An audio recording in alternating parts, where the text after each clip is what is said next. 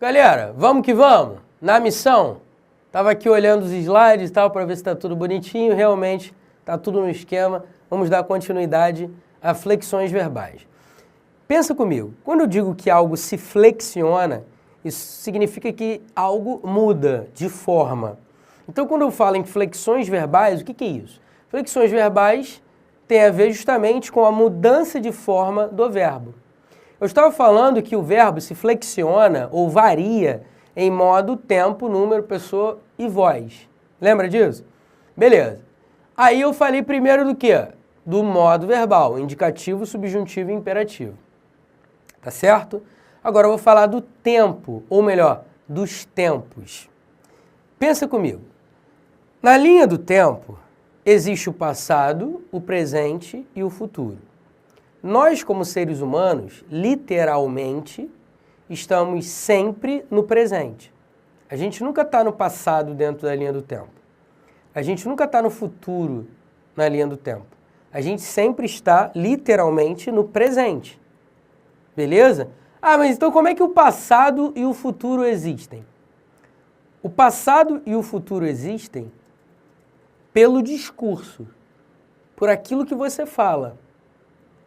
Porque o tempo em que o ser humano se encontra é sempre presente. Sempre. Beleza? Literalmente, o ser humano sempre está no presente. Por exemplo, daqui a 10 segundos é o futuro, não é isso? 10 segundos à frente é o futuro.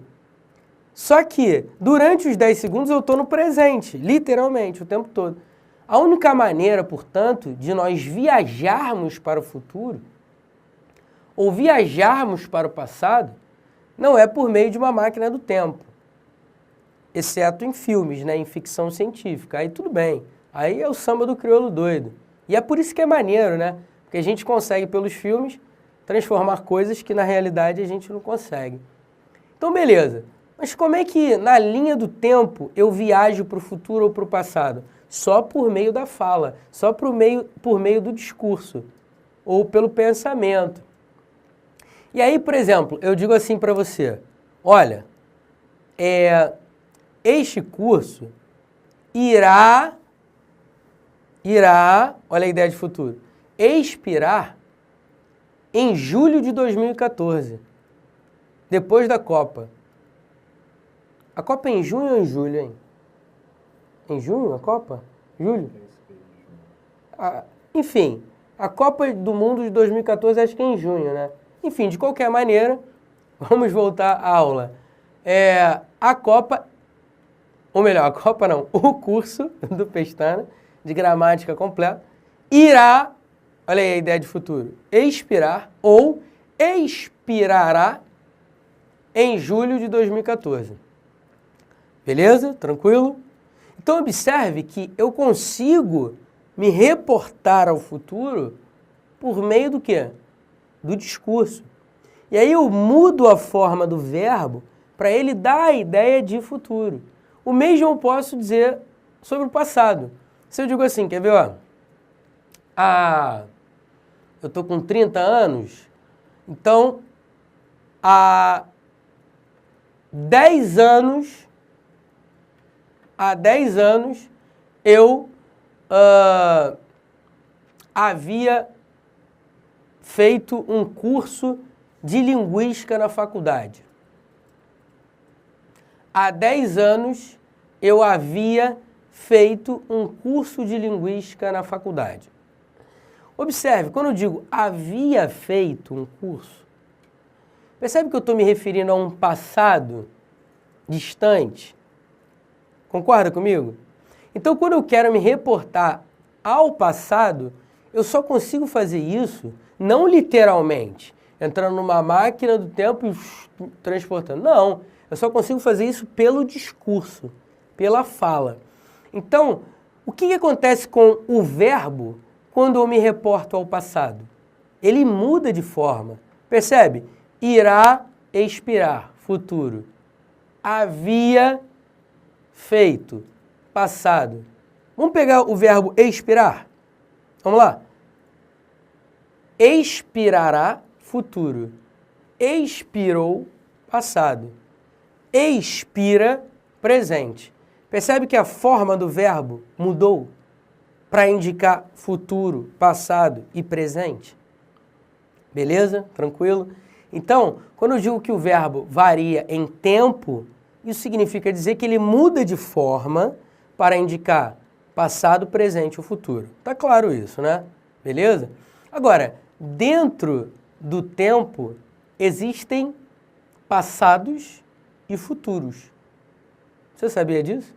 Não? Olha na telinha, vem comigo. No modo indicativo, eu tenho presente do indicativo, o pretérito, que é a mesma coisa que passado, é sinônimo, tá? Pretérito e passado são a mesma coisa. Dentro do tempo passado, eu tenho 3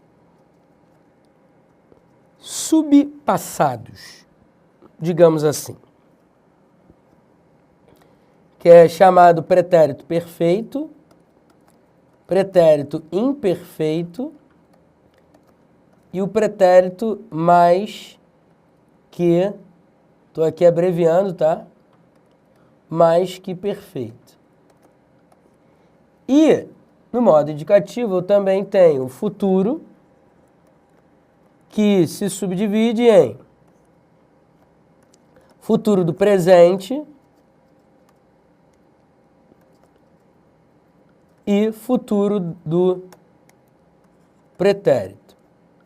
O que indica cada tempo desse, Pestana? Vamos lá, devagarzinho. Eu falei dos tempos no modo indicativo, não falei? Agora eu vou falar os tempos do modo subjuntivo. Os tempos do modo subjuntivo são presente do subjuntivo, pretérito imperfeito do subjuntivo e futuro do subjuntivo. Beleza? E termina aqui. Aí, antes que você me pergunte assim, pô, Pestana, mas o modo imperativo não indica tempo, não? O modo imperativo sempre está ligado à ideia de presente. Então, não há um tempo para o imperativo, segundo os gramáticos. Porque ele sempre vai marcar uma noção presente. Beleza? Então, a gente para por aqui. Vamos explicar um por um. Vem comigo, olho na telinha. Eu e você, olhos nos olhos, melhor dizendo, vem comigo. Vamos lá, preste atenção. O presente do indicativo dá a ideia de atualidade, de coisa que está ocorrendo no momento em que você declara, ou em coisa que é válida para o momento da declaração. Quando você diz, por exemplo, para sua esposa, para o seu marido, para o seu namorado, para a sua namorada, enfim, para o seu bichinho de pelúcia, beleza? Você diz assim, eu te amo. Eu te amo. Quando você diz isso, essa declaração tem validade para o tempo atual, para o presente momento, para o exato momento da declaração. Então, quando você declara isso, isso é verdade no momento em que você está declarando. E aí você diz que o verbo está no presente. Quando você diz que o verbo está no pretérito, ou seja, no passado, existem 3 tipos. Pretérito perfeito, imperfeito e o mais que perfeito. Vamos entender isso. O pretérito perfeito é aquele pretérito ou aquele passado que dá a ideia de completude, de que aquele evento teve um início, um meio e uma conclusão, um desfecho. Por exemplo, quando você diz assim, eu estudei matemática. Quando você diz eu estudei matemática, isso significa o quê? Que esse ato de estudar matemática foi no passado e teve um início, um meio, um fim, um desfecho no passado. Por isso que ele é chamado de pretérito perfeito. Ele é perfeito porque o passado é completo. Ou seja, a ação verbal, o evento indicado pelo verbo, teve um início, um meio e um fim, um desfecho. É por isso que é pretérito perfeito, pretérito completo. Porque o fato passado teve uma conclusão, um desfecho. Agora, o pretérito imperfeito é aquele que não foi completo, é aquele que não foi concluído.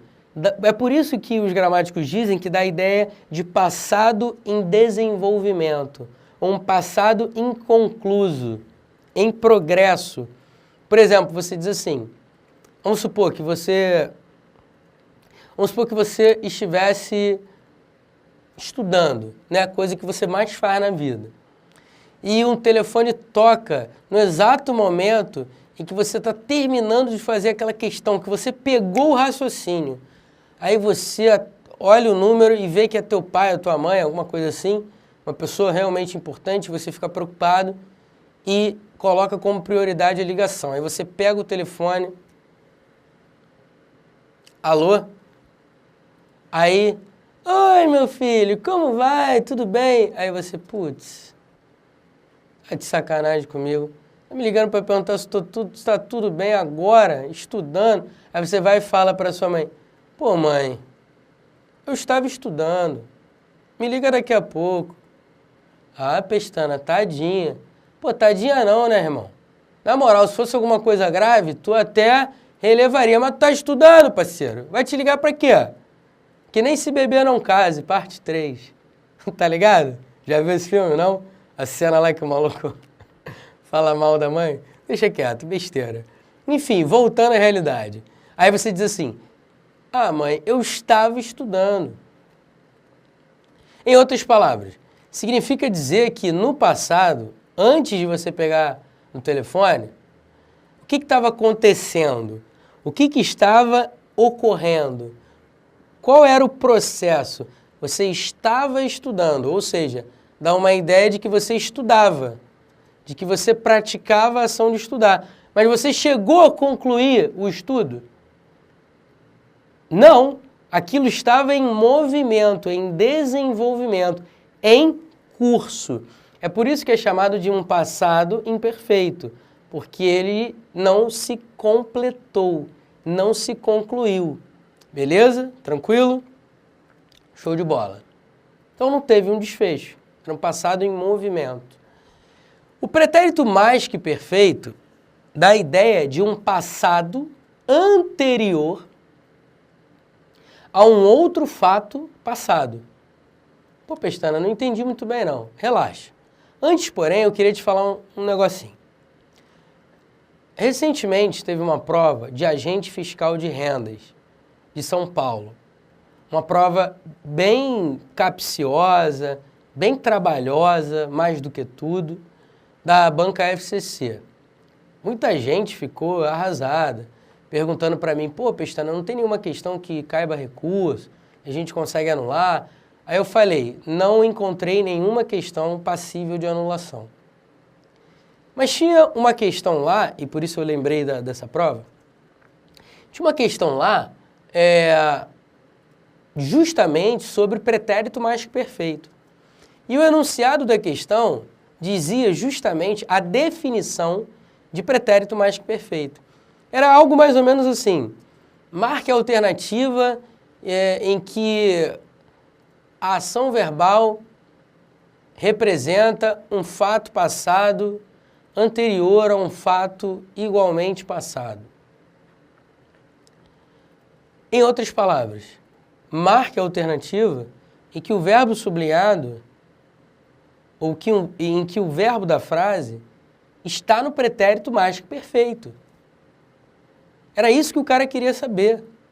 Então ele deu a definição de pretérito mais que perfeito no enunciado e a questão era banal, ridícula. E uma prova difícil, complexa, trabalhosa, mais do que tudo. Essa questão era muito fácil. Pô, Pestana, eu errei essa questão. Errou essa questão porque você não se lembrou que a definição de pretérito mais que perfeito é um fato passado anterior a um fato passado. Eu vou te dar um exemplo. Vamos lá. Vamos supor, eu gosto muito desse exemplo para mim é esclarecedor. Vamos supor que você marcou um encontro com uma pessoa, beleza? Aí você está lá no ponto de encontro, esperando aquela pessoa. Deixa eu só beber uma água aqui, rapidinho. Aí você está lá no ponto de encontro, esperando aquela pessoa. Você olha para o relógio, 10 minutos atrasado. A pessoa está 10 minutos atrasada. Você já começa a ficar como? Nervoso, né? Inquieto. Vamos supor que seja um horário assim de almoço. O estômago já começa como? Roncar, né? Não é isso? Você começa a ficar com fome.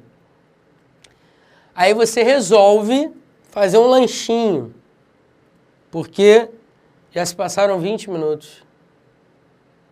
Aí você vai lá e come um hambúrguer. Um hambúrguerzinho não mata ninguém, né? Eu, pelo menos, consigo comer um hambúrguer e depois, sei lá, almoçar. Porque eu sou comilão, eu gosto de comer. Aí, você come um hambúrguer. Aí, você acaba de comer um hambúrguer, olha pro relógio, 30 minutos. Aí a pessoa chega. Aí você vai e diz da pessoa assim, ó, presta atenção. Você vai dizer da pessoa assim. Atenção. Bastante atenção. Você diz assim, eu havia comido um hambúrguer antes de você chegar. Agora você vai ter que esperar aí mais uns 15 minutos para abrir mais uma brechinha aqui no meu estômago para a gente almoçar. Porque você chegou 30 minutos atrasado ou atrasada. Castigo para você. Então, observe só. Quando eu digo, eu havia comido um hambúrguer antes de você chegar. Então, observe o seguinte. Há dois eventos aí no passado. Primeiro, você olhando do passado para o presente, tá? Primeiro você comeu um hambúrguer. E depois a pessoa chegou. Então, o fato de você ter comido um hambúrguer ocorre antes de a pessoa ter chegado. Então, esses dois eventos já ocorreram. Só que um desses dois eventos ocorreu antes do outro. É por isso que você diz, eu havia comido um hambúrguer antes de você chegar. Você também poderia dizer, eu comera um hambúrguer antes de você chegar. Eu comera. Só que ninguém fala comera. Ninguém usa mais o verbo no pretérito mais que perfeito no tempo simples. Seria essa forma, eu comera, eu amara, eu beijara, eu bebera, eu dormira, eu levantara, enfim. Ninguém mais usa essas formas. Quando eu falo ninguém, eu estou generalizando, é óbvio. Vamos botar aí, sei lá, 99% da população. Um ou outro cabeçudinho vai querer falar para falar bonito. Beleza? Mas as pessoas, de uma maneira geral, não usam a forma simples do pretérito mais que perfeito. Relaxa que eu vou falar mais sobre isso à frente. O que eu quero dizer para você é, o pretérito mais que perfeito é um evento passado que ocorre antes de um outro evento passado. Beleza? Tranquilo? Show de bola. Vamos ao futuro. O futuro do presente é um fato futuro certo. É um fato futuro que vai acontecer. Ou pelo menos você acredita que vai acontecer. Beleza? Não tem muito mistério. O futuro do pretérito já é mais complexo. Por quê? Porque o futuro do pretérito é um fato futuro dentro do passado. Como assim, Pestana? Vou te dar um exemplo. Vamos supor que você está contando uma história que aconteceu contigo, sei lá, uns 5 anos. há uns 5 anos. Vamos supor na Copa de 2010, beleza? Você estava lá no estádio e tal, e você começa a conversar com seus amigos dizendo, pô, cara, na moral, no dia lá do jogo do Brasil contra a Holanda, até eu teria feito aquele gol, até eu faria aquele gol. Olha só, você está falando sobre um fato passado, 5 anos atrás. Um fato que ocorreu há 5 anos, beleza? Então você está se referindo a algo passado. Aí você conta, pô, eu faria aquele gol naquele jogo do Brasil contra a Holanda.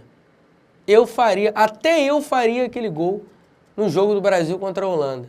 Quando você diz, até eu faria aquele gol, note o seguinte, você está falando sobre um evento que ocorreu no passado e, ao usar o futuro do pretérito, você dá uma ideia de que no futuro, dentro do evento passado, você faria aquilo iria acontecer. Ou seja, se você estivesse no passado, beleza? Estou me reportando ao passado, e você quisesse praticar um evento no futuro, o que você faria? Você usaria um verbo no futuro do pretérito. E foi exatamente isso que eu acabei de fazer. Eu estou me reportando a um fato passado e usei o verbo no futuro. Só que esse futuro está dentro de um evento passado, dentro de uma narração, dentro de uma história que aconteceu há 5 anos. E aí, se você quiser se reportar a um futuro dentro do passado, o que você vai fazer? Vai usar o futuro do pretérito.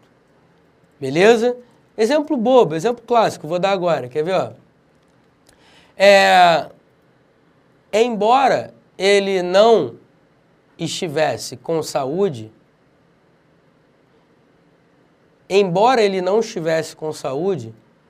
ainda assim faria tudo outra vez. Embora ele não estivesse com saúde, ainda assim faria tudo outra vez. Observe que eu estou me reportando a um fato passado. Só que o ato de fazer alguma coisa está no futuro. Beleza? De novo, embora ele estivesse doente, faria tudo outra vez. Observe que o verbo fazer é um evento que ocorre no futuro, após um fato no passado, o fato de ele estar doente. Percebe isso? Então esse é o futuro do pretérito. É um futuro dentro do passado. Vamos lá. O futuro, então acabou, né? Beleza. E o presente, o pretérito imperfeito e o futuro do modo subjuntivo, Pestana? Bem, o presente do subjuntivo é interessante, porque ele pode indicar presente, passado ou futuro. A gente vai entender isso mais à frente, beleza? Fica tranquilo, eu coloquei vários exemplos mais à frente. Não vou me estender no subjuntivo. Até porque esse tipo de assunto eu gosto de falar usando exemplos escritos, para eu te mostrar algumas coisas. Então, mais à frente, a gente vai falar sobre isso. O pretérito imperfeito também pode indicar passado ou futuro, beleza? Pretérito imperfeito do subjuntivo pode indicar passado ou futuro. Aí tu pensa assim, pô, passado ou futuro? Estranho, mas se é pretérito, Pestana, como é que pode indicar futuro? Relaxa, relaxa, a gente vai entender isso mais à frente. E o futuro do subjuntivo não, o futuro do subjuntivo sempre indica um futuro hipotético e tal. Beleza? Tranquilo? Um futuro que vai ou não acontecer, então dá uma ideia de incerteza. Tudo bem? Tranquilo? Show de bola. Então, sobre modo e tempo, eu já falei. Agora eu tenho que falar sobre o quê? Número, pessoa e voz. Beleza? Tranquilo? Então vamos lá. Acompanhe comigo, olho na telinha, vai. Número 3.